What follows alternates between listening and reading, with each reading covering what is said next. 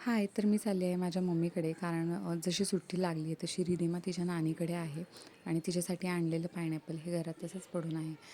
मस्तपैकी घरी गेले, मम्मीने चहा बनवलेला, चहा टोस्ट खाल्ला आणि पायनॅपल बघितल्यापासून तिचं चालू होतं की मम्मा कट कर, कट कर. म्हणून काय घेतलं कट करायला. आणि कसं आहे ना, मुलांच्या आवडीची गोष्ट मुलं जोपर्यंत खात नाहीत ना, तोपर्यंत आपलं काही मन भरत नाही. तर इथे मी पायनॅपल कट करायला घेतलेले, तर ते कट करण्यात मी काही प्रो नाही आहे, पण जेव्हा जेव्हा हातगाडीवरून घेतलेलं आहे ना, तर तेव्हा त्या लोकांचं व्यवस्थित ऑब्झर्व केलेलं आहे की ते कसं कट करतात. ही साधारण मला वाटतं माझी तिसरी वेळ आहे कट करायची आणि मी खास हा एकदम शार्पवाला चाकू ₹100 घेऊन आलेली आहे. हे असं झालं आहे की 4 आण्याची कोंबडी वाराण्याचा मसाला, पण ठीक आहे.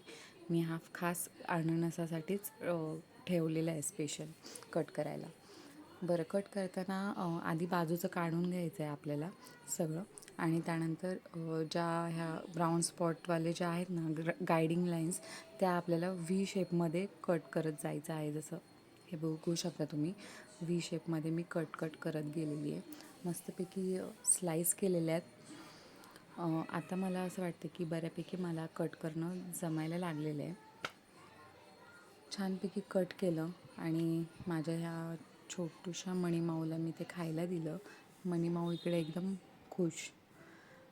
नंतर माझं डोकं दुखत होतं, त्यामुळे माझी मम्मी मालिश करत होती. भेटूया नेक्स्ट ब्लॉगमध्ये. Bye bye.